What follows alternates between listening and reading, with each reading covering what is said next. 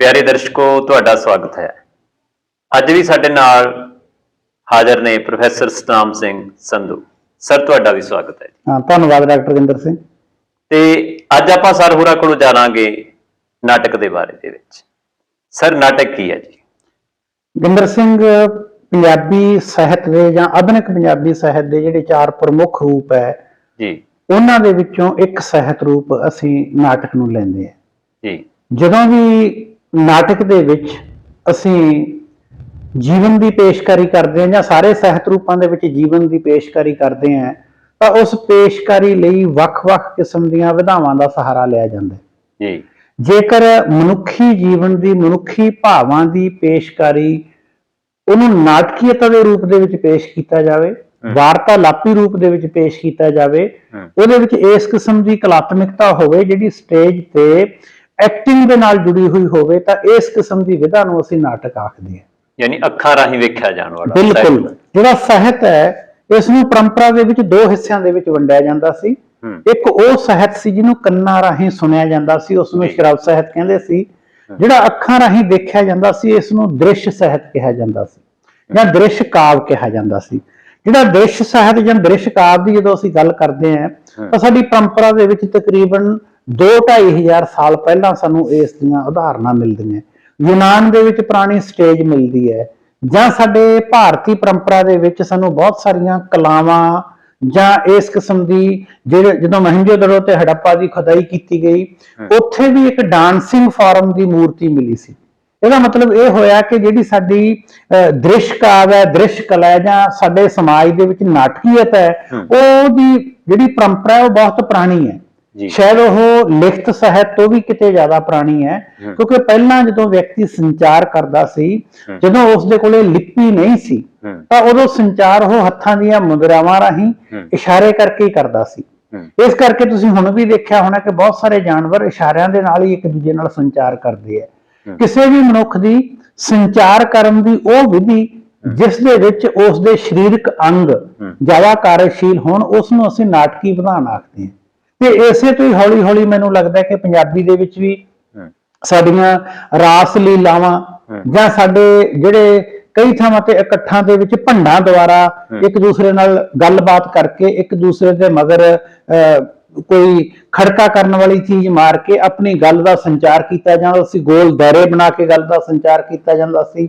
ਇਹ ਸਾਰੀਆਂ ਗੱਲਾਂ ਕਿਤੇ ਨਾ ਕਿਤੇ ਜਿਹੜੀ ਨਾਟਕ ਹੈ ਉਸ ਦੀ ਪਰੰਪਰਾ ਬਣਦੀਆਂ ਤੇ ਆਧੁਨਿਕ ਸਾਹਿਤ ਦੇ ਵਿੱਚ ਆ ਕੇ ਇਸ ਪਰੰਪਰਾ ਨੂੰ ਜਿਹੜਾ ਸਾਡੇ ਆਪਾਂ ਇਹ ਕਹੀਏ ਕਿ ਪੱਛਮ ਦੇ ਸਾਹਿਤ ਰੂਪਾਂ ਦੇ ਪ੍ਰਭਾਵ ਅਧੀਨ ਇਹਨਾਂ ਨੂੰ ਹੋਰ ਵੀ ਵਿਧੀਵਤ ਰੂਪ ਦੇ ਵਿੱਚ ਜਾਂ ਇਹਨਾਂ ਨੂੰ ਹੋਰ ਵੀ ਸਟਰਕਚਰ ਦੇ ਵਿੱਚ ਬੰਦ ਕਰਕੇ ਪੇਸ਼ ਕਰਨ ਦੀ ਕੋਸ਼ਿਸ਼ ਕੀਤੀ ਜਾਣ ਲੱਗੀ। ਇਸ ਲਈ ਜਿਹੜਾ ਨਾਟਕ ਹੈ ਜੀਵਨ ਦੇ ਉਹਨਾਂ ਪੱਖਾਂ ਨੂੰ ਜਿਹੜੇ ਪੱਖ ਸਧਾਰਨ ਗੱਲਾਂ ਨਾਲੋਂ ਵਿਸ਼ੇਸ਼ ਕਿਸਮ ਦੀ ਖਿੱਚ ਰੱਖਦੇ ਹੋਣ, ਜਿਹਦੇ ਵਿੱਚ ਸਹਿਜ ਗੱਲਾਂ ਨੂੰ ਮਤਲਬ ਸੰਵਾਦ ਤੇ ਮਨੋਭਾਵ ਦੋਨਾਂ ਦੇ ਸੰਯੋਗ ਨਾਲ ਦਿਖਾਇਆ ਜਾਵੇ, ਉਸ ਕਿਸਮ ਦੀ ਰਚਨਾ ਨੂੰ ਅਸੀਂ ਨਾਟਕ ਦੇ ਖੇਤਰ ਦੇ ਅੰਤਰਗਤ ਰੱਖ ਕੇ ਦੇਖਦੇ ਹਾਂ।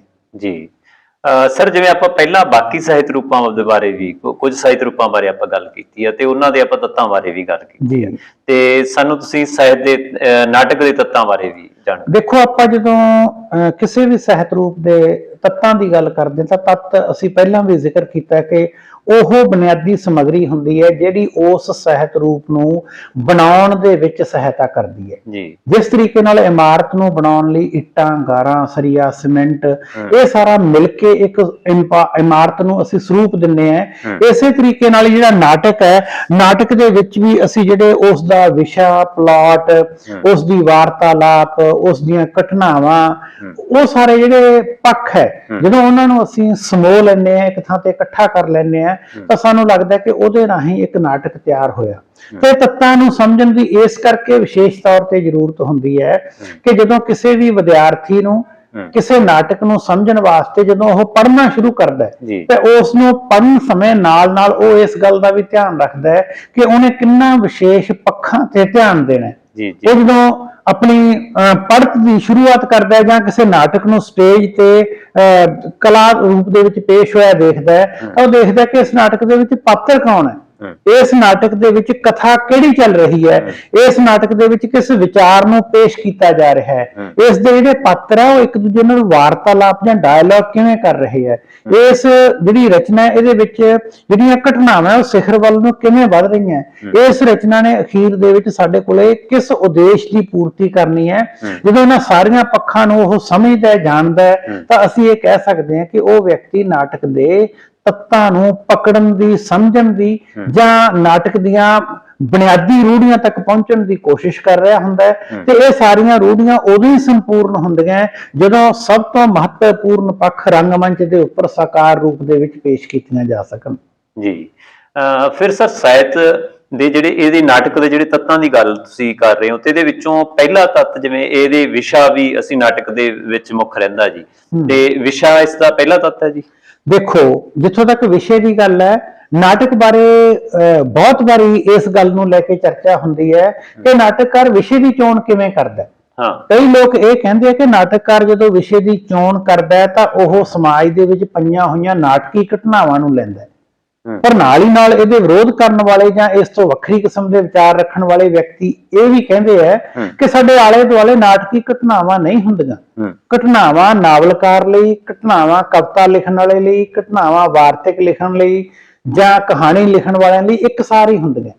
ਪਰ ਜਿਹੜਾ ਨਾਟਕਕਾਰ ਹੈ ਉਹਦੀ ਖੂਬਸੂਰਤੀ ਵਿਸ਼ੇ ਦੇ ਨਿਭਾਅ ਦੇ ਵਿੱਚ ਇਹ ਹੁੰਦੀ ਹੈ ਕਿ ਉਹ ਸਧਾਰਨ ਘਟਨਾਵਾਂ ਨੂੰ ਨਾਟਕੀ ਰੂਪ ਦੇ ਵਿੱਚ ਦੇਖਣ ਦੀ ਕੋਸ਼ਿਸ਼ ਕਰਦਾ ਹੈ।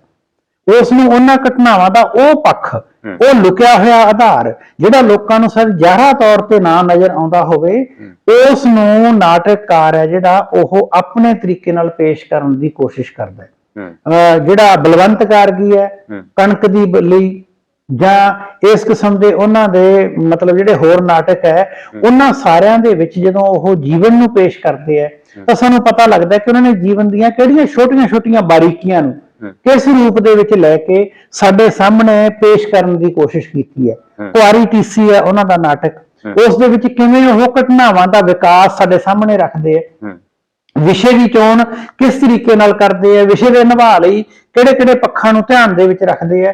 ਇਸ ਕਰਕੇ ਜਿਹੜੀਆਂ ਘਟਨਾਵਾਂ ਵਿਸ਼ੇ ਦੇ ਵਿੱਚ ਨਾਟਕਕਾਰ ਜਦੋਂ ਲੈਂਦਾ ਉਹ ਹੁੰਦੀਆਂ ਸਧਾਰਨ ਹੀ ਹੈ, ਪਰ ਨਾਟਕਕਾਰ ਵਿਸ਼ੇ ਦੇ ਨਿਭਾਅ ਕਰਨ ਵਾਲਾ ਉਹਨਾਂ ਦੀ ਪੇਸ਼ਕਾਰੀ ਨਾਟਕੀ ਤਰੀਕੇ ਨਾਲ ਕਰਦਾ ਹੈ।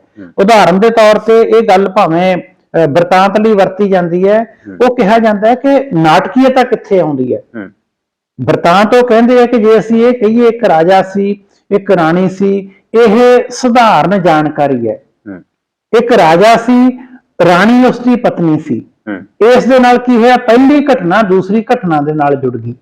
ਜੇ ਇੱਕ ਰਾਜਾ ਸੀ, ਇੱਕ ਰਾਣੀ ਸੀ, ਰਾਣੀ ਦਾ ਨੌਕਰ ਨਾਲ ਸੰਬੰਧ ਸੀ ਜਿਸ ਕਰਕੇ ਰਾਜੇ ਨੇ ਨੌਕਰਾਣੀ ਦਾ ਕਤਲ ਕਰਵਾ ਦਿੱਤਾ, ਇਹ ਕਹਾਣੀ ਨੂੰ ਨਾਟਕੀ ਤਰਜ ਦੇ ਵਿੱਚ ਪੇਸ਼ ਕਰਨ ਵਾਲਾ ਆਧਾਰ ਬਣ ਜਾਂਦੀ ਹੈ।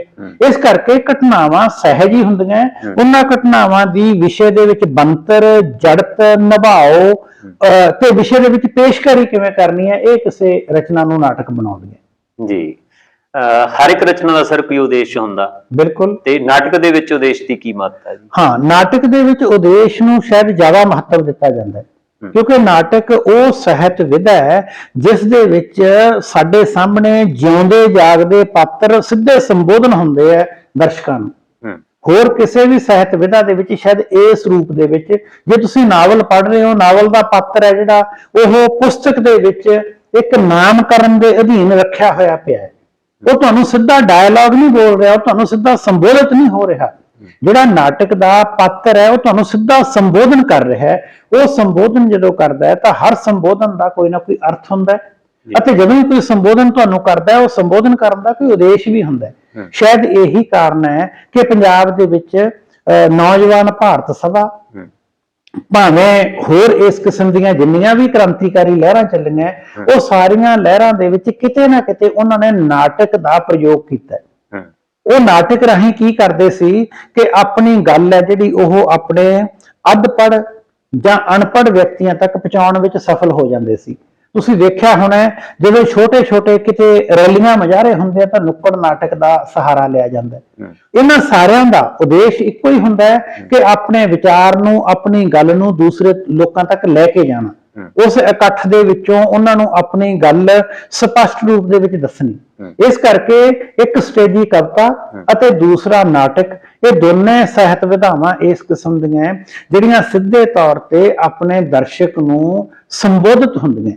ਉਸ ਸੰਬੋਧਨ ਦੇ ਵਿੱਚ ਹਰ ਵਿਅਕਤੀ ਦਾ ਉਦੇਸ਼ ਹੁੰਦਾ ਹੈ ਕਿ ਉਹ ਤੁਹਾਨੂੰ ਦੱਸਣਾ ਚਾਹੁੰਦਾ ਹੈ ਸਮਾਜ ਦੀਆਂ ਬੁਰਾਈਆਂ ਕਿਹੜੀਆਂ। ਫਰਜ਼ ਕਰ ਲਓ ਅਸੀਂ ਕ੍ਰਾਂਤੀਕਾਰੀ ਨਾਟਕਾਂ ਦੀ ਗੱਲ ਕਰੀਏ, ਉਹ ਦੱਸਣੀਆਂ ਚਾਹੁੰਦਾ ਹੈ ਕਿ ਤੁਹਾਡੇ ਨਾਲ ਧੱਕਾ ਕਿੱਥੇ ਹੋ ਰਿਹਾ ਹੈ, ਤੁਹਾਨੂੰ ਲਾਮਬੰਦ ਕਿਵੇਂ ਹੋਣਾ ਚਾਹੀਦਾ ਹੈ। ਗੁਰਸ਼ਰਨ ਜੀਆਂ ਦਾ ਨਾਟਕ ਹੈ, ਉਹਦੇ ਵਿੱਚ ਇੱਕ ਥਾਂ ਤੇ ਉਹ ਦੱਸਦੇ ਹੈ ਕਿ ਇੱਕ ਵਿਅਕਤੀ ਟੋਏ ਵਿੱਚ ਡਿੱਗਿਆ ਹੋਇਆ ਹੈ ਤੇ ਵੱਖ-ਵੱਖ ਵਿਅਕਤੀ ਉਸ ਨੂੰ ਆ ਕੇ ਪੱਤਰਕਾਰ ਇਹ ਪੁੱਛਦੇ ਕਿ ਤੂੰ ਟੋਏ 'ਚ ਕਿਵੇਂ ਡਿੱਗਿਆ, ਟੋਏ 'ਚੋਂ ਕਿਵੇਂ ਨਿਕਲ ਸਕਦਾ ਹੈ।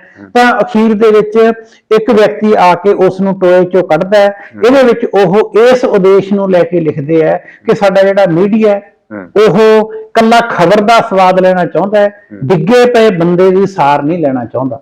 ਇਸ ਕਰਕੇ ਹਰ ਰਚਨਾ ਦਾ, ਜਿਵੇਂ ਇਸ ਰਚਨਾ ਦਾ ਉਦੇਸ਼ ਮੈਂ ਤੁਹਾਨੂੰ ਦੱਸਿਆ, ਹਰ ਨਾਟਕ ਦਾ ਆਪਣਾ ਕੋਈ ਨਾ ਕੋਈ ਉਦੇਸ਼ ਹੁੰਦਾ ਹੈ, ਕਿਉਂਕਿ ਇਹ ਇੱਕ ਸੰਬੋਧਨੀ ਕਲਾ ਹੈ, ਵਾਰਤਾਲਾਪੀ ਕਲਾ ਹੈ, ਪਾਤਰਾਂ ਦੁਆਰਾ ਸਿੱਧੇ ਦਰਸ਼ਕਾਂ ਤੱਕ ਪਹੁੰਚਣ ਦੀ ਕਲਾ ਹੈ। ਇਸ ਕਰਕੇ ਇਸ ਦੇ ਵਿੱਚ ਸ਼ਾਇਦ ਉਦੇਸ਼ ਨੂੰ ਜ਼ਿਆਦਾ ਭਰਵੇਂ ਰੂਪ ਦੇ ਵਿੱਚ, ਜ਼ਿਆਦਾ ਸਮੂਹਿਕ ਰੂਪ ਦੇ ਵਿੱਚ ਆਪਣੇ ਦਰਸ਼ਕਾਂ ਤੱਕ ਪਹੁੰਚਾਇਆ ਜਾਂਦਾ ਹੈ। ਜੀ।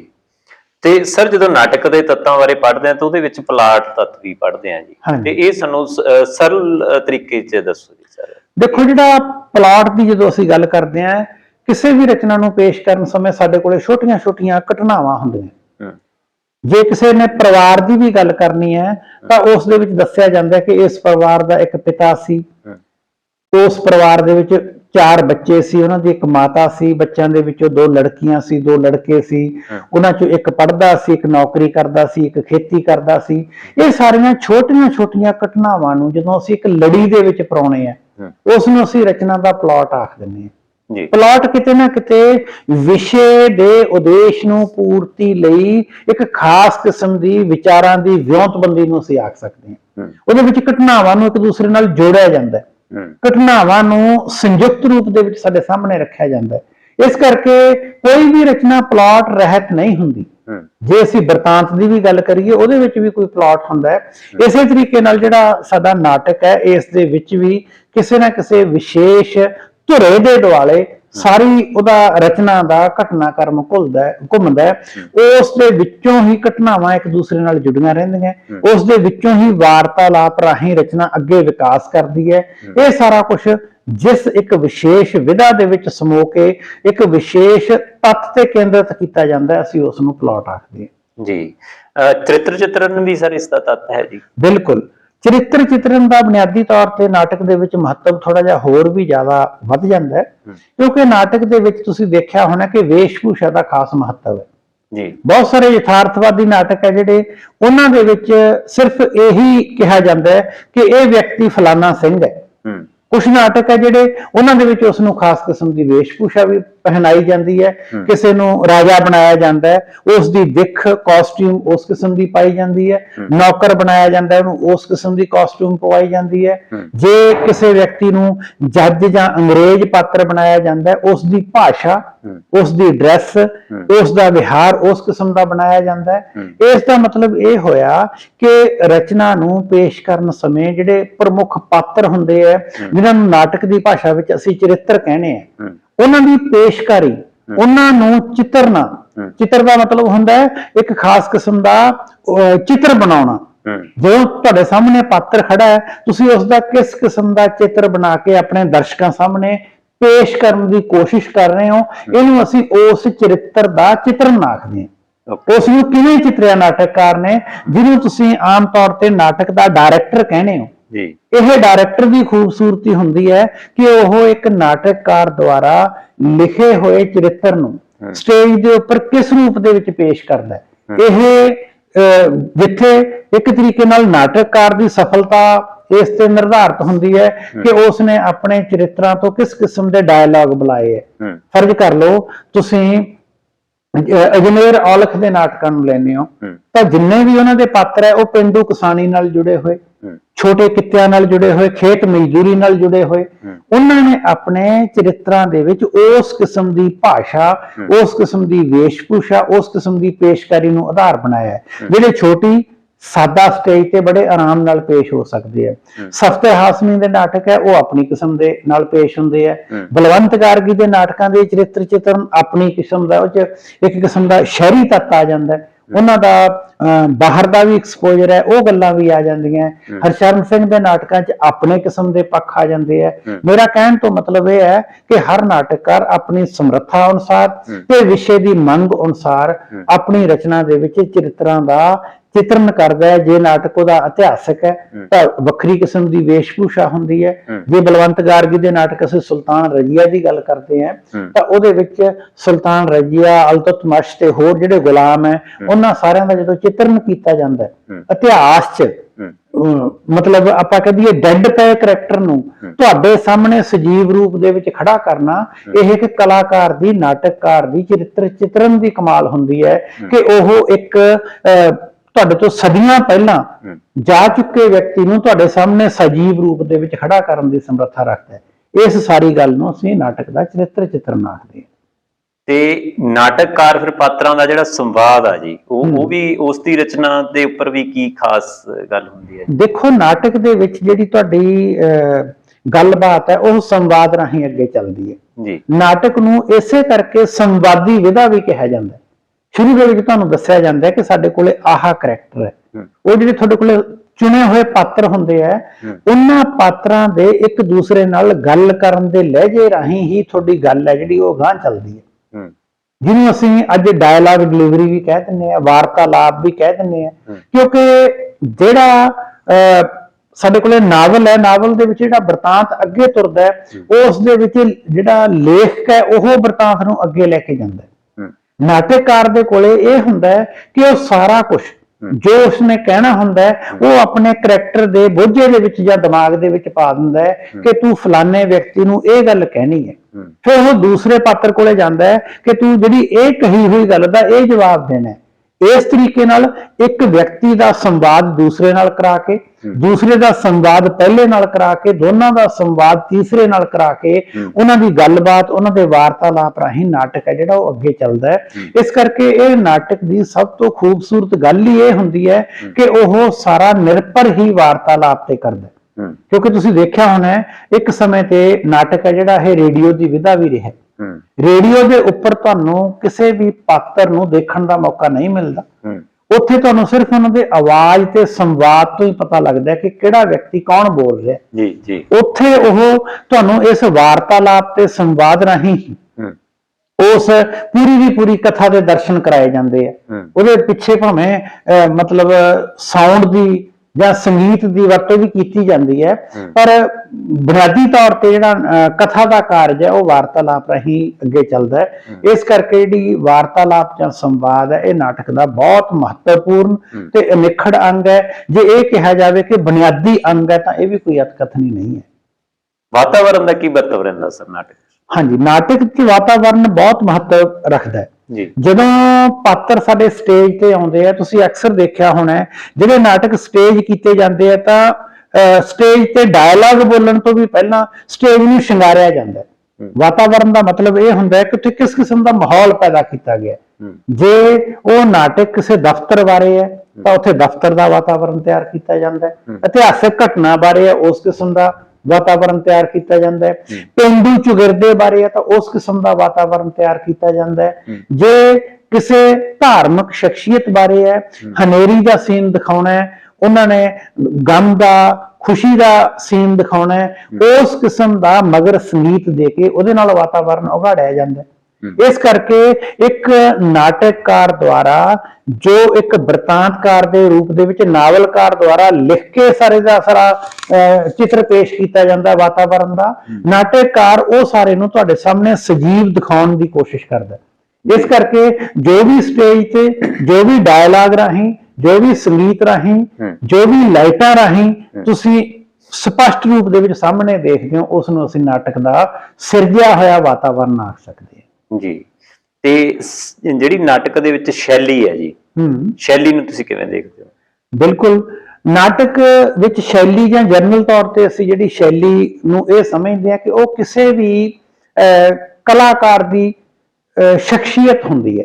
ਜੀ ਸ਼ੈਲੀ ਨੂੰ ਅਸੀਂ ਕਿਸੇ ਵਿਅਕਤੀ ਦੇ ਸੁਭਾਅ ਦਾ ਪ੍ਰਗਟਾ ਵੀ ਆਖ ਸਕਦੇ ਹਾਂ। ਜਿਸ ਤਰੀਕੇ ਨਾਲ ਅਸੀਂ ਪੰਜਾਬੀ ਸਮਾਜ ਦੇ ਵਿੱਚ ਰਹਿੰਦੇ ਹਾਂ ਤੇ ਪੰਜਾਬੀ ਲੋਕ ਹੈ ਜਿਹੜੇ ਸਾਰੇ ਪਗੜੀ ਬੰਨ੍ਹਦੇ ਆ, ਭਾਵੇਂ ਉਹ ਇੱਕੋ ਤਰੀਕੇ ਨਾਲ ਬੰਨੀ ਜਾਂਦੀ ਹੈ, ਪਰ ਹਰ ਵਿਅਕਤੀ ਦੀ ਆਪਣੀ ਪਗੜੀ ਬੰਨਣ ਦੀ ਸ਼ੈਲੀ ਦੂਸਰੇ ਨਾਲੋਂ ਭਿੰਨ ਹੁੰਦੀ ਹੈ।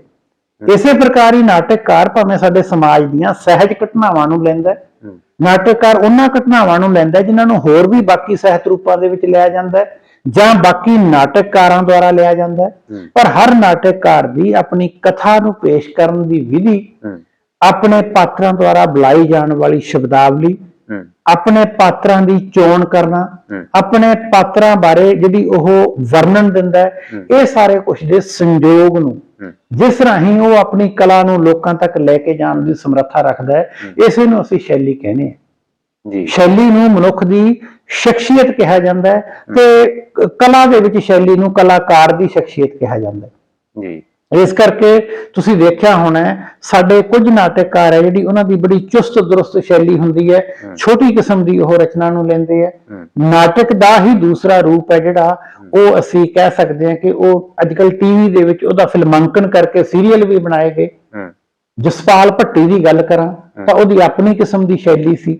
ਉਹ ਬੜੇ ਥੋੜੇ ਸਮੇਂ ਦੇ ਵਿੱਚ ਛੋਟੇ ਐਪੀਸੋਡ ਦੇ ਵਿੱਚ ਸਮਾਜ ਦੇ ਉੱਪਰ ਬਹੁਤ ਵੱਡਾ ਵਿਅੰਗ ਕਰ ਜਾਂਦਾ ਸੀ। ਇਸ ਕਰਕੇ ਹਰ ਨਾਟਕਕਾਰ ਦੀ ਰਚਨਾ ਦੀ ਪੇਸ਼ਕਾਰੀ ਸਮੇਂ ਆਪਣੀ ਕਿਸਮ ਦੀ ਸ਼ੈਲੀ ਹੁੰਦੀ ਹੈ। ਤੁਸੀਂ ਪੰਜਾਬੀ ਦੇ ਬਹੁਤ ਸਾਰੇ ਨਾਟਕਕਾਰਾਂ ਬਾਰੇ ਜਾਣਦੇ ਹੋ।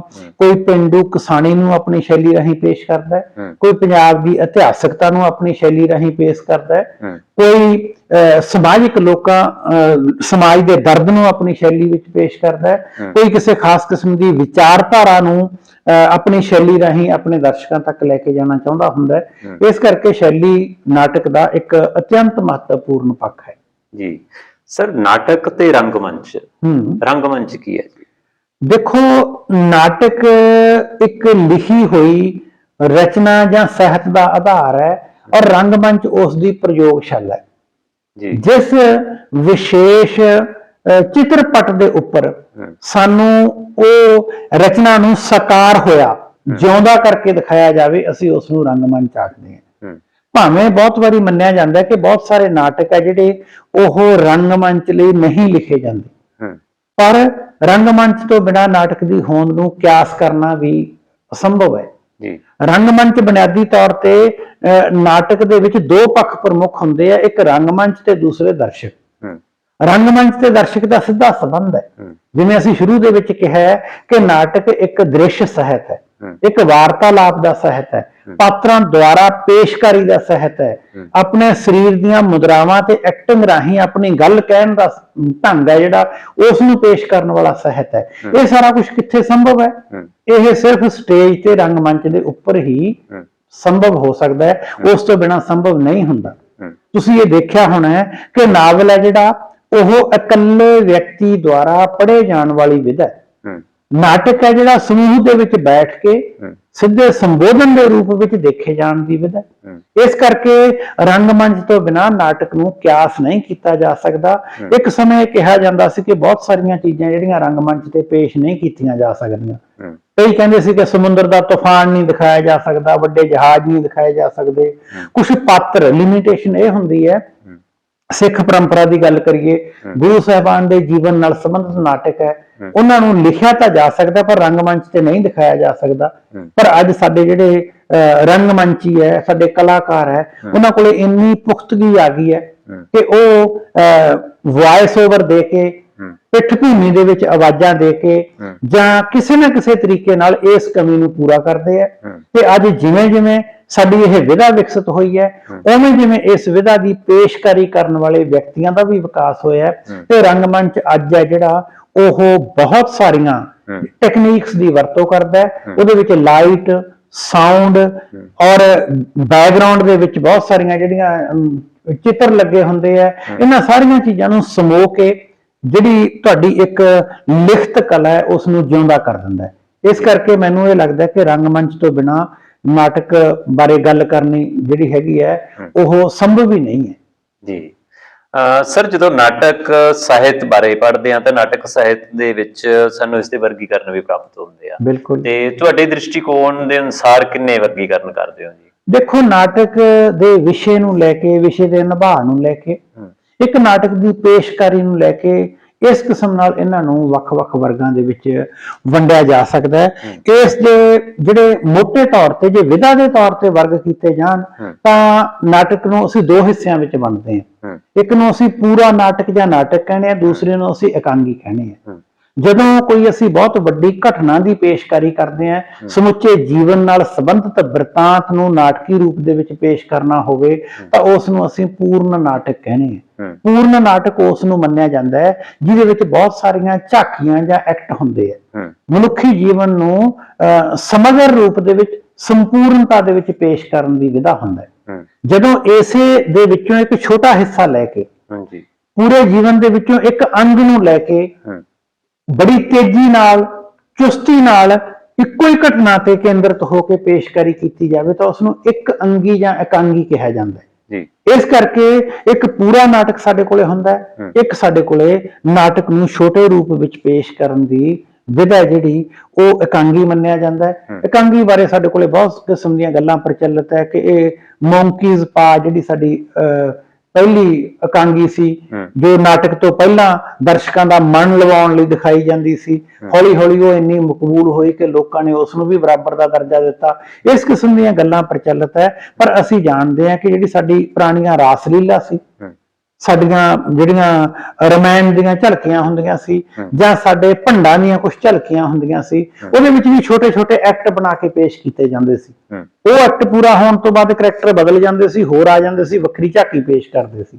ਕਿਤੇ ਨਾ ਕਿਤੇ ਬੀਜ ਰੂਪ ਦੇ ਵਿੱਚ ਮੈਨੂੰ ਲੱਗਦਾ ਹੈ ਕਿ ਜਿਹੜੀਆਂ ਸਾਡੀਆਂ ਛੋਟੀਆਂ ਸਟੇਜਾਂ ਤੇ ਪੇਸ਼ ਕੀਤੀਆਂ ਜਾਣ ਵਾਲੀਆਂ ਝਾਕੀਆਂ ਸੀ, ਜੇ ਅਸੀਂ ਪੱਛਮ ਦਾ ਮੋਹ ਤਿਆਗ ਕੇ ਭਾਰਤੀ ਪਰੰਪਰਾ ਵਿੱਚੋਂ ਇਕਾਂਗੀ ਦੇ ਅੰਸ਼ ਤਲਾਸਣ ਦੀ ਗੱਲ ਕਰੀਏ ਤਾਂ ਇਹ ਸਾਡੀ ਪਰੰਪਰਾ ਦੇ ਵਿੱਚ ਵੀ ਪਈਆਂ ਹੋਈਆਂ ਜੀ। ਉਹ ਸਾਰੀਆਂ ਦੀਆਂ ਸਾਰੀਆਂ ਜਿਹੜੀਆਂ ਗੱਲਾਂ ਉਸ ਨੂੰ ਅਸੀਂ ਇਕਾਂਗੀ ਦੇ ਅੰਤਰਗਤ ਰੱਖ ਕੇ ਦੇਖ ਸਕਦੇ ਹਾਂ। ਮੋਟੇ ਤੌਰ ਤੇ ਅਸੀਂ ਨਾਟਕ ਤੇ ਇਕਾਂਗੀ ਦੋ ਪੱਖਾਂ ਦੇ ਵਿੱਚ ਇਸ ਵਿਧਾ ਨੂੰ ਵੰਡ ਕੇ ਦੇਖ ਸਕਦੇ ਹਾਂ। ਤੇ ਕਾਵਿ ਨਾਟਕ ਸਰ, ਉਹ ਵੀ ਵਰਗੀਕਰਨ ਦੇ ਵਿੱਚ ਹੈ? ਬਿਲਕੁਲ। ਇਸ ਤੋਂ ਅੱਗੇ ਗੱਲ ਆ ਜਾਂਦੀ ਹੈ ਕਿ ਕਥਾ ਦੀ ਪੇਸ਼ਕਾਰੀ ਨਾਟਕ ਦੇ ਵਿੱਚ ਕਿਸ ਰੂਪ ਦੇ ਵਿੱਚ ਕੀਤੀ ਜਾਂਦੀ ਹੈ। ਉਹਦੇ ਲਈ ਬਹੁਤ ਸਾਰੀਆਂ ਵਿਧੀਆਂ, ਵਾਰਤਾਲਾਪੀ ਵਿਧੀ ਹੁੰਦੀ ਹੈ, ਕਾਵਿ ਨਾਟਕ ਦੀ ਵਿਧੀ, ਰੇਡੀਓ ਦੀ ਵਿਧੀ, ਮੂਕ ਰੂਪ ਦੇ ਵਿੱਚ ਪੇਸ਼ ਕਰਨਾ, ਟੀਵੀ ਰਾਹੀਂ ਪੇਸ਼ ਕਰਨਾ, ਇਹ ਸਾਰੀਆਂ ਇਹਦੀਆਂ ਵੱਖ-ਵੱਖ ਸੰਗੀਤ ਰਾਹੀਂ ਪੇਸ਼ ਕਰਨਾ, ਸਾਰੀਆਂ ਇਹਦੀਆਂ ਵਿਧੀਆਂ। ਜਦੋਂ ਜਿਹੜੇ ਸਾਡੇ ਵਾਰਤਾਲਾਪ ਦੇ ਰੂਪ ਦੇ ਵਿੱਚ ਕਰੈਕਟਰ ਜਾਂ ਪਾਤਰ ਆਪਣੇ ਆਪ ਨੂੰ ਸੰਬੋਧਨ ਕਰਦੇ ਇੱਕ ਦੂਸਰੇ ਨੂੰ, ਉਹ ਇਹਦੀ ਥਾਂ ਤੇ ਕਵਿਤਾ ਦੇ ਵਿੱਚ ਸੰਬੋਧਨ ਕਰਨ। ਜਦੋਂ ਉਹ ਜਿਹੜਾ ਨਾਟਕਕਾਰ ਹੈ ਉਹ ਆਪਣੇ ਡਾਇਲੌਗ ਕਹਿ ਦਿਓ ਜਾਂ ਉਹਨਾਂ ਨੂੰ ਦਿੱਤੀ ਗਈ ਸਮੱਗਰੀ ਹੈ ਜਿਹੜੀ ਉਹ ਕਾਵਿ ਰੂਪ ਦੇ ਵਿੱਚ ਪੇਸ਼ ਕਰੇ ਤੇ ਉਸ ਨੂੰ ਅਸੀਂ ਕਾਵਿ ਨਾਟਕ ਆਖ ਸਕਦੇ ਹਾਂ ਜੀ। ਤੇ ਸੰਗੀਤ ਨਾਟਕ ਫਿਰ ਸਰ? ਹਾਂ, ਸੰਗੀਤ ਨਾਟਕ ਦੇ ਵਿੱਚ ਇਹ ਹੁੰਦਾ ਹੈ ਕਿ ਬਹੁਤ ਵਾਰੀ ਜਿਹੜਾ ਕਲਾਕਾਰ ਹੈ ਜਾਂ ਜਿਹੜਾ ਸਾਡਾ ਕਰੈਕਟਰ ਹੈ ਨਾਟਕ ਦੀ ਪੇਸ਼ਕਾਰੀ ਕਰ ਰਿਹਾ ਹੈ, ਉਹ ਆਪਣੇ ਸਰੀਰ ਦੀਆਂ ਮੁਦਰਾਵਾਂ ਕਰਦਾ ਹੈ ਤੇ ਪਿੱਠ ਭੂਮੀ ਦੇ ਵਿੱਚ ਸੰਗੀਤ ਦਿੱਤਾ ਜਾਂਦਾ ਹੈ। ਉਹ ਜਿਹੜਾ ਸੰਗੀਤ ਹੈ ਉਸ ਦੇ ਪ੍ਰਭਾਵ ਨੂੰ ਇੱਕ ਤਾਂ ਵਧਾਉਂਦਾ ਹੈ, ਇੱਕ ਉਹਦੇ ਅਰਥ ਸੰਚਾਰ ਨੂੰ ਸਪਸ਼ਟ ਕਰਦਾ ਹੈ। ਜੇ ਕਿਤੇ ਸੰਗੀਤ ਹੈ ਜਿਹੜਾ ਉਹ ਦੁੱਖ ਨੂੰ ਦੱਸਣ ਲਈ ਦਿੱਤਾ ਜਾਂਦਾ ਹੈ ਤਾਂ ਉਹ ਦੁਖਦਾਈ ਭਾਵਾਂ ਨੂੰ ਪੇਸ਼ ਕਰਦਾ ਹੈ। ਕਿਤੇ ਜਿਹੜਾ ਸੰਗੀਤ ਹੈ ਉਹ ਉਸ ਦੀ ਚੜ੍ਹਦੀ ਕਲਾ ਨੂੰ ਪੇਸ਼ ਕਰਨ ਵਾਲਾ ਹੈ, ਕਿਤੇ ਸੰਗੀਤ ਹੈ ਜਿਹੜਾ ਉਹਨੂੰ ਨ੍ਰਿਤ ਨਾਲ ਜੋੜਨ ਵਾਲਾ ਹੋ ਜਾਂਦਾ ਹੈ। ਇਸ ਕਰਕੇ ਸੰਗੀਤ ਹੈ ਜਿਹੜਾ ਉਹ ਨਾਟਕ ਦੀ ਬੈਕਬੋਨ ਕਿਹਾ ਜਾ ਸਕਦਾ ਹੈ ਤੇ ਸੰਗੀਤ ਦੀ ਵਿਧਾ ਰਾਹੀਂ ਵੀ ਅਰਥ ਸੰਚਾਰ ਕਰਨ ਦੀ ਕੋਸ਼ਿਸ਼ ਕੀਤੀ ਜਾਂਦੀ ਹੈ। ਇਸ ਕਿਸਮ ਦੇ ਨਾਟਕ ਨੂੰ ਅਸੀਂ ਸੰਗੀਤ ਨਾਟਕ ਦੇ ਅੰਤਰਗਤ ਰੱਖ ਲੈਂਦੇ ਹਾਂ। ਸਰ, ਮੂਕ ਨਾਟਕ ਵੀ ਇਹਦੇ ਵਿੱਚ ਆਮ ਤੌਰ ਤੇ ਵੇਖਣ ਦੇ ਵਿੱਚ ਮਿਲਦਾ ਜੀ? ਹਾਂ, ਮੂਕ ਨਾਟਕ ਦੇ ਵਿੱਚ ਇਹ ਹੁੰਦਾ ਹੈ ਕਿ ਜਿਹੜਾ ਸਾਡਾ ਕਰੈਕਟਰ ਹੈ, ਜਿਹੜਾ ਉਸ ਨਾਟਕ ਦੀ ਪੇਸ਼ਕਾਰੀ ਕਰਨ ਵਾਲਾ ਵਿਅਕਤੀ ਹੈ, ਇਹਦੇ ਵਿੱਚ ਬਹੁਤ ਵਾਰੀ ਇੱਕ ਕਿਸਮ ਦੀ ਡਰੈਸ ਪਾ ਕੇ, ਮਗਰ ਬੈਕਗ੍ਰਾਉਂਡ ਦੀ ਸਟੇਜ ਦੇ ਕੇ, ਹੱਥ ਦੀਆਂ ਮੁਦਰਾਵਾਂ ਬਹੁਤ ਸਾਰੀਆਂ ਤਰੀਕੇ ਦੀਆਂ ਬਣਾ ਕੇ ਉਹ ਮੂਕ ਰੂਪ ਦੇ ਵਿੱਚ ਆਪਣੇ ਭਾਵ ਦਰਸ਼ਕਾਂ ਤੱਕ ਪਹੁੰਚਾਉਣ ਦੀ ਕੋਸ਼ਿਸ਼ ਕਰਦਾ ਹੈ। ਕਲਾਸੀਕਲ ਸਾਹਿਤ ਦੇ ਵਿੱਚ ਵੀ ਇਹਦੀਆਂ ਸਾਨੂੰ ਐਗਜ਼ਾਮਪਲ ਮਿਲਦੀਆਂ। ਤੁਸੀਂ ਭਾਰਤ ਨਾਟਿਅਮ ਦੇਖੋ, ਉਸ ਦੇ ਵਿੱਚ ਆਪਣੇ ਸਰੀਰ ਦੀਆਂ ਕਿਰਿਆਵਾਂ ਦੁਆਰਾ ਭਾਵ ਸੰਚਾਰਿਤ ਕੀਤੇ ਜਾਂਦੇ ਆ। ਇਸੇ ਤਰੀਕੇ ਨਾਲ ਮੂਕ ਨਾਟਕ ਦੇ ਵਿੱਚ ਵੀ ਜਿਹੜਾ ਸਾਡਾ ਨਾਟਕ ਦੀ ਪੇਸ਼ਕਾਰੀ ਕਰਨ ਵਾਲਾ ਕਰੈਕਟਰ ਹੁੰਦਾ ਹੈ, ਉਹ ਬਿਨਾਂ ਬੋਲੇ ਤੋਂ ਜਦੋਂ ਆਪਣੇ ਮਨ ਦੇ ਭਾਵ ਦੂਸਰਿਆਂ ਤੱਕ ਲੈ ਕੇ ਜਾਂਦਾ ਹੈ। ਇਸ ਵਿਧੀ ਨੂੰ ਜਿਹੜੇ ਸਾਡੇ ਨਵੇਂ ਨਾਟਕਕਾਰ ਹੈ ਉਹ ਬਹੁਤ ਖੂਬਸੂਰਤੀ ਨਾਲ ਵਰਤ ਰਹੇ। ਉਹ ਕਹਿੰਦੇ ਕਿ ਅਰਥ ਸੰਚਾਰ ਸਿਰਫ ਬੋਲ ਕੇ ਨਹੀਂ ਹੁੰਦਾ, ਬਿਨ ਬੋਲਿਆਂ ਵੀ ਹੁੰਦਾ ਹੈ।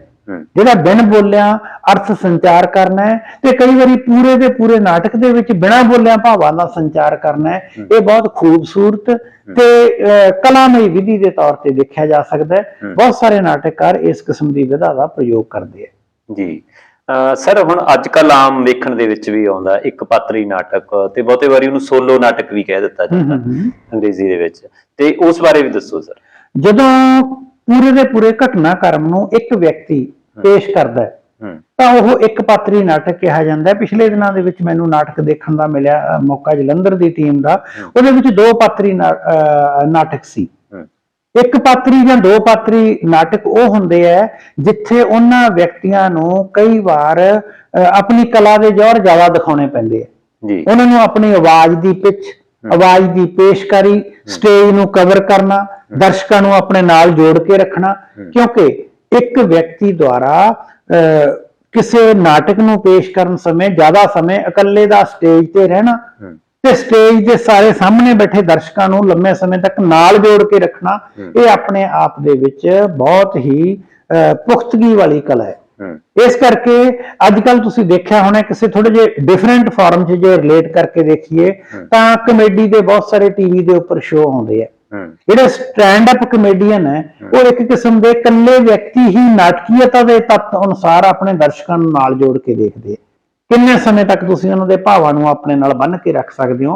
ਉਹ ਕਮੇਡੀਅਨ ਭਾਵੇਂ ਇਕੱਲੀ ਹਾਸ ਰਸ ਨੂੰ ਲੈ ਕੇ ਹੀ ਚੱਲਦੇ ਆ, ਪਰ ਨਾਟਕ ਦੇ ਵਿੱਚ ਸਾਰੇ ਵਿਚਾਰਾਂ ਨੂੰ ਇਕੱਲੇ ਵਿਅਕਤੀ ਦੁਆਰਾ ਨਾਲ ਬੰਨ੍ਹ ਕੇ ਰੱਖਣਾ, ਇਹ ਆਪਣੇ ਆਪ ਦੇ ਵਿੱਚ ਬਹੁਤ ਪੁਖਤਗੀ ਵਾਲੀ ਕਲਾ ਹੈ ਤੇ ਨਾਟਕ ਦਾ ਪ੍ਰਮੁੱਖ ਤੱਤ ਹੈ ਜੀ। ਤੇ ਆਖਰ ਦੇ ਵਿੱਚ ਸਰ ਸਾਨੂੰ ਨੁੱਕੜ ਨਾਟਕ ਬਾਰੇ ਵੀ ਜਾਣਕਾਰੀ ਦਿਓ। ਨੁੱਕੜ ਨਾਟਕ ਬੁਨਿਆਦੀ ਤੌਰ ਤੇ ਜਿਹੜੇ ਸਾਡੇ ਕੁਝ ਕ੍ਰਾਂਤੀ ਨਾਲ ਜੁੜੇ ਹੋਏ ਵਿਚਾਰਾਂ ਨੂੰ ਲੈ ਕੇ, ਸਮਾਜ ਸੁਧਾਰ ਦੇ ਵਿਚਾਰਾਂ ਨੂੰ ਲੈ ਕੇ, ਲੋਕਾਂ ਵਿੱਚ ਚੇਤਨਾ ਫੈਲਾਉਣ ਦੇ ਵਿਚਾਰਾਂ ਨੂੰ ਲੈ ਕੇ, ਜਦੋਂ ਕੁਝ ਸਾਡੇ ਨਾਟਕਾਂ ਦੇ ਗਰੁੱਪ ਹੈ ਜਿਹੜੇ ਜਿਨ੍ਹਾਂ ਚੋਂ ਸਫਦਰ ਹਾਸ਼ਮੀ ਦਾ ਨਾਮ ਵੀ ਲਿਆ ਜਾ ਸਕਦਾ ਹੈ, ਉਹਨਾਂ ਵਿਅਕਤੀਆਂ ਨੇ ਇਹਨਾਂ ਨਾਟਕਾਂ ਨੂੰ ਮਕਬੂਲ ਕਰਵਾਇਆ। ਇਹਨਾਂ ਨਾਟਕਾਂ ਦੇ ਰਾਹੀਂ ਕਾਲਜਾਂ, ਯੂਨੀਵਰਸਿਟੀ ਦੇ ਵਿਦਿਆਰਥੀਆਂ ਨੇ, ਸਮਾਜ ਦੇ ਵਿੱਚ ਵੱਖ-ਵੱਖ ਜਿਹੜੇ ਨਾਟਕ ਖੇਡਣ ਵਾਲੇ ਗਰੁੱਪ ਹੈ, ਉਹਨਾਂ ਨੇ ਇਸ ਦਾ ਸਫਲਤਾ ਪੂਰਵਕ ਜਿਹੜਾ ਇਹਦੀ ਪੇਸ਼ਕਾਰੀ ਕੀਤੀ। ਜਿਵੇਂ ਸ਼ਬਦ ਨੁੱਕੜ ਤੋਂ ਹੀ ਸਾਨੂੰ ਸਪਸ਼ਟ ਹੈ। ਨੁੱਕੜ ਨੂੰ ਆਮ ਤੌਰ ਤੇ ਅਸੀਂ ਇਹ ਕਹਿ ਦਿੰਦੇ ਹਾਂ ਕਿਸੇ ਖੱਲ ਖੁੰਝੇ ਵਿੱਚ ਖੜ ਕੇ, ਕਿਸੇ ਖੁੱਲੀ ਜਗ੍ਹਾ ਤੇ ਖੜ ਕੇ, ਲੋਕਾਂ ਦਾ ਇਕੱਠ ਕਰਕੇ ਵਿਅਕਤੀ ਆਪਣੀ ਕੋਈ ਸਧਾਰਨ ਕਿਸਮ ਦੇ ਮਤਲਬ ਸੰਗੀਤ ਨੂੰ ਲੈ ਕੇ ਆਪਣੀ ਗੱਲ ਦਾ ਸੰਚਾਰ ਕਰਨ ਦੀ ਕੋਸ਼ਿਸ਼ ਕਰਦੇ ਆ, ਤਾਂ ਉਹ ਸਾਰਾ ਕੁਝ ਅਸੀਂ ਨੁੱਕੜ ਨਾਟਕ ਦੇ ਅੰਤਰਗਤ ਉਸ ਨੂੰ ਰੱਖ ਕੇ ਦੇਖ ਸਕਦੇ ਹਾਂ। ਇਹ ਬਹੁਤ ਹੀ ਪ੍ਰਵਾਨਿਤ, ਪ੍ਰਚਲਿਤ ਤੇ ਆਪਾਂ ਇਹ ਕਹੀਏ ਕਿ ਪ੍ਰਭਾਵੀ ਵਿਧਾ ਨਾਟਕ ਦੀ ਰਹੀ ਹੈ। ਇਸ ਕਰਕੇ ਜਦੋਂ ਅਸੀਂ ਸਮੁੱਚੇ ਤੌਰ ਤੇ ਨਾਟਕ ਦੀਆਂ ਵੱਖ-ਵੱਖ ਵਿਧਾਵਾਂ ਨੂੰ ਦੇਖਦੇ ਹਾਂ, ਭਾਵੇਂ ਇਹਨਾਂ ਨੂੰ ਸਿੱਧੇ ਤੌਰ ਤੇ ਅਸੀਂ ਇੱਕ ਦੂਜੇ ਨਾਲੋਂ ਨਿਖੇੜ ਨਹੀਂ ਸਕਦੇ, ਹਰ ਨਾਟਕ ਦੇ ਵਿੱਚ ਕੁਝ ਚੀਜ਼ਾਂ ਜਿਹੜੀਆਂ ਉਹ ਕੁਦਰਤੀ ਹੁੰਦੀਆਂ। ਸੰਚਾਰ ਕਰਨਾ, ਉਸ 'ਚ ਮਤਲਬ ਸਰੀਰ ਦੀਆਂ ਮੁਦਰਾਵਾਂ, ਕਿਸੇ ਹਾਵ ਭਾਵ ਰਾਹੀਂ ਆਪਣੇ ਦਰਸ਼ਕਾਂ ਤੱਕ ਪਹੁੰਚਣਾ, ਤਾਂ ਇਹਨਾਂ ਸਾਰੀਆਂ ਦੇ ਅੰਤਰਗਤ ਜਦੋਂ ਅਸੀਂ ਗੱਲ ਕਰਦੇ ਹਾਂ ਤਾਂ ਇਹ ਸਾਰੇ ਦੇ ਵਿੱਚ ਕਾਵਿ ਨਾਟਕ, ਸੰਗੀਤ ਨਾਟਕ, ਰੇਡੀਓ ਨਾਟਕ, ਟੀਵੀ ਨਾਟਕ, ਨੁੱਕੜ ਨਾਟਕ, ਇਹ ਸਾਰੇ ਕਿਤੇ ਨਾ ਕਿਤੇ ਇੱਕ ਦੂਜੇ ਨਾਲ ਮਿਲਦੇ ਰਹਿੰਦੇ ਆ। ਇਹਨਾਂ ਦੇ ਵਿੱਚ ਕੋਈ ਵੱਖਰੀ ਵੰਡ ਨਹੀਂ ਹੈ, ਪਰ ਫਿਰ ਵੀ ਇਹਨਾਂ ਸਾਰਿਆਂ ਨੂੰ ਸਮਝਣ ਵਾਸਤੇ ਇਹਨਾਂ ਨੂੰ ਅਸੀਂ ਇਹਨਾਂ ਕੁਝ ਪੱਖਾਂ ਦੇ ਵਿੱਚ ਵੰਡ ਕੇ ਵੀ ਦੇਖ ਸਕਦੇ ਹਾਂ ਜੀ। ਸਰ ਤੁਸੀਂ ਸਾਨੂੰ ਨਾਟਕ ਬਾਰੇ ਬੜੇ ਸਰਲ ਭਾਸ਼ਾ ਦੇ ਵਿੱਚ, ਬੜੇ ਸਰਲ ਸ਼ਬਦਾਂ ਦੇ ਵਿੱਚ ਸਾਨੂੰ ਤੁਸੀਂ ਜਾਣਕਾਰੀ ਦਿੱਤੀ। ਸਰ ਤੁਹਾਡਾ ਬਹੁਤ ਧੰਨਵਾਦ ਜੀ। ਧੰਨਵਾਦ ਡਾਕਟਰ ਰਵਿੰਦਰ ਸਿੰਘ। ਦਰਸ਼ਕੋ ਤੁਹਾਡਾ ਵੀ ਧੰਨਵਾਦ ਜੀ।